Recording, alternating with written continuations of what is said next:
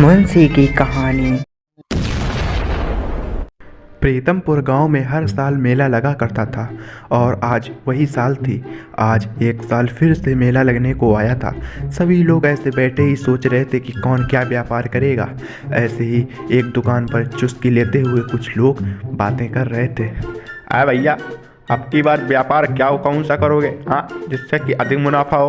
अब देखते हैं कौन मुनाफा करता है। अरे अरे, बिलुआ नाम है हमार। वैसे भी मुनाफा तो सबसे ज़्यादा मैं ही करूँगा। अरे भैया, तुम्हारी सिर्फ बातें हैं, वैसे भी ज़्यादा तो मुनाफा तुम्हारा भैया कर लेता है। हाँ क्यों भाई हो? हाँ भाई, हाँ सही बोले। बहुत का अच्छा और ईमानदारी के कारण सब लेते। अरे अरे, अब की बार ऐसा कुछ नहीं होगा। अब की बार मुनाफा तो मैं ही करूँगा। ए भाई, तुम क्यों इतना उससे जलते रहते हो? हाँ, आप तुम्हारे बारे में हमेशा सही सोचता है। पता नहीं तुम क्यों इतना उससे जलते रहते हो। अबे ओ गंजे, शांत रह, ज़्यादा मत बोला कर। ऐसे भी गंजा है, हैं? अरे अरे, तभी वह वहाँ से चला जाता है। उसका नाम सुरेश था, उसके बड़े भाई का नाम रमेश था। अरे भाई, पता नहीं, वो कहो रमेश का बोलचाल अच्छा है तो भी इसी से बोलते हैं, और कौन इससे बोलेगा? हैं क्यों भाई हो? ऐसे भाई, बात तो तुमने सही कही है। कौन ऐसे गंजा बोलता है? हैं? तभी वहाँ पर सभी लोग ऐसी ही बातें करके हंसने लगते हैं। दरअसल व्यापार की बातें हो रही थी। सुरेश हमेशा रमेश से जला करता था। रमेश थोड़ा हक लाया करके बोला करता था। तभी सुरेश रमेश के घर जाता है। तभी वहाँ पर रमेश भी आ जाता है। तभी, अरे ओ रमेश, अब की बार कौन सा धंधा करेगा मेला में? हाँ, उसको भी बता दे। अरे भाई, मैं तुम्हारी इसी बोल के कारण दूसरा घर बनाना पड़ा। अरे अरे, मैंने जो पूछा है तू वो बता, ज़्यादा ज्ञान मत दे। अरे भाई, तुम कब सीधे बोलना सुधरोगे? तुम मुझसे सीधे से भी तो बात कर सकते हो। ऐसे ऐसे ऐसे चिल्लाते क्यों हो? अबे अबे, तेरा मतलब है तू बताएगा नहीं? अरे मत बता, मैं कौन सा पूछने आया हूँ। देखते हैं अब की बार तुम मेले में मुनाफा करेगा कैसे ज़्यादा। तभी ऐसा कहकर सुरेश वहाँ से चला जाता है। पता नहीं मेरा भाई कब सुधरेगा। पता नहीं इतना क्यों चलता रहता मुझसे। तभी प्रातः काल होता है और मेले की धूमधाम से तरह तैयारियां होने लगती हैं। दूसरी तरफ रमेश ने अब की बार जलेबी की दुकान लगाई थी और उसकी जलेबियां बहुत ज़्यादा गरम गरम स्वादिष्ट थीं। आओ भाई आओ, जलेबी लो जलेबी, जलेबी लो जलेबी। आओ भाई आओ, गर्मा गर्म जलेबी लो जलेबी।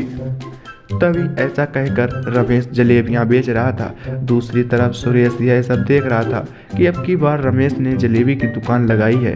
अच्छा, अब की बार जलेबी की दुकान लगाई है। हाँ, अभी तो मेला 4 दिन और लगेगा। देखें अब कैसी बार अब की बार धंधा ज़्यादा करता है मुनाफा।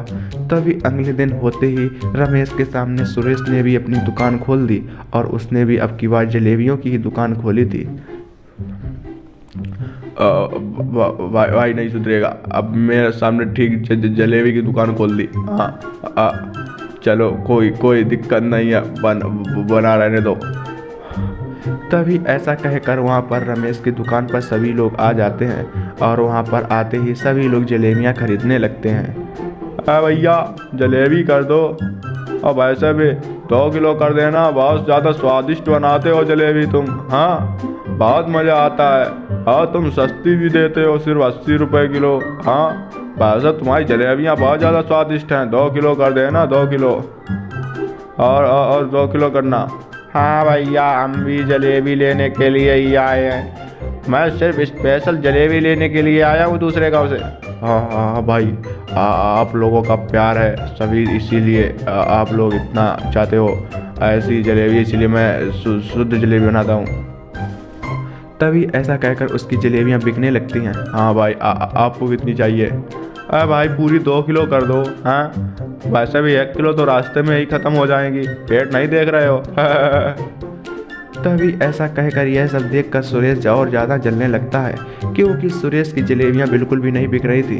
अरे यार, कुछ तो करना पड़ेगा। हाँ, इस रमेश की तो जलेबियाँ सारी बिकी जा रही हैं, मेरी तो एक भी जलेबी नहीं बिकी। तभी वहाँ पर एक बेवड़ा आ रहा था जो कि शराब से एकदम लुप्त था। तभी सुरेश उस बेवड़े को पकड़ लेता है और उस बेवड़े के पास जाता है। वह शराब से एकदम नशे में चूर था। अरे बेवड़े, ए रुक रुक रुक, मेरा एक काम करेगा? भाई मैं क्या काम करूँ? हाँ, मैं क्यों काम करूँ? अब आज से भी मेले में सब लोग उल्टे उल्टे क्यों चल रहे हैं? हाँ, कुछ समझ में नहीं आ रहा। अबे मैं जितना बोलूँ तू उतना काम कर। यदि काम करेगा तो तुझे एक बोतल दूंगा, और तू जानता ही होगा कि एक बोतल की कीमत कितनी है भाई। है एक बोतल की कीमत तो सब कुछ। उसके लिए तुम बताओ, मैं पूरा पाताल भी खो दूंगा। हाँ लाओ भाई एक बोतल। मेरी बात सुन, ये ले सोडा, और वह सामने वाली दुकान देख रहा है ना, उसी में उस पतीले में मिला देना। ये सोडे को उस पतीले में डाल देना, ठीक है? वैसे भी उस पतीले में डालेगा तो तुझे एक बोतल दूंगा। हाँ भाई, ये तो चुटकियों का काम है। मैं इस सोडे को अभी उस पतीले में डाल दूंगा, और मेरी बोतल तैयार रखना। हाँ, मैं रमेश को जरा दुकान से हटाता हूँ, तुरंत ये काम कर देना, ठीक है? हाँ भाई, सलाम साहब, तुरंत कर दूंगा। तभी ऐसा कहकर सुरेश रमेश को दुकान से हटाने के लिए जाता है ताकि वह उसकी नज़र हट जाए और वह बेवड़ा उसके पतीले में उस सोडे को मिला दे। तभी सुरेश की आवाज़ को सुनकर रमेश उस सुरेश के पास जाता है, और जैसे ही राकेश और रमेश वहाँ से हटते हैं, तुरंत वह बेवड़ा सोडा मिलाने के लिए उसकी दुकान की ओर जाने लगता है। परंतु उसके बीच में एक कोई आदमी आ जाता है और वह बेवड़ा उस मोटे से टकरा कर गिर जाता है और उसकी दिशा भी बदल जाती है। अब तो वह बेवड़ा बिल्कुल सामने वाली दुकान में जाने लगता है, और वह अब रमेश की जगह पर सुरेश की ही दुकान पर उसी के पतीले में वह सोडे को मिला देता है और बहुत ही ज़्यादा खुश होता है। भाई ये तो बहुत ज़्यादा सिंपल काम था। एक बोतल तैयार हो गई, वाह वाह वाह वाह, मज़ा ही आ गया। तभी वहाँ पर सुरेश पहुँचता है। काम कर दिया, पतीले में मिला दी। पूरा काम हो गया शाम। वैसे भी अब मेरी बोतल कहाँ है? बोतल चाहिए अब मेरे को, तभी मैं यहाँ से जाऊँगा। बोतल कहाँ है मेरी? ये तो बहुत काम आसान था। अबे बोतल तेरे को दे दूंगा, शाम होने दे, शाम को तुझे बोतल मिल जाएगी, ठीक है? और वैसे भी भाई बोतल अभी चाहिए, नहीं तो मैं शोर मचा दूंगा। हाँ, आगे की कहानी देखने के लिए सब्सक्राइब करें और देखते रहें मुंशी की कहानी।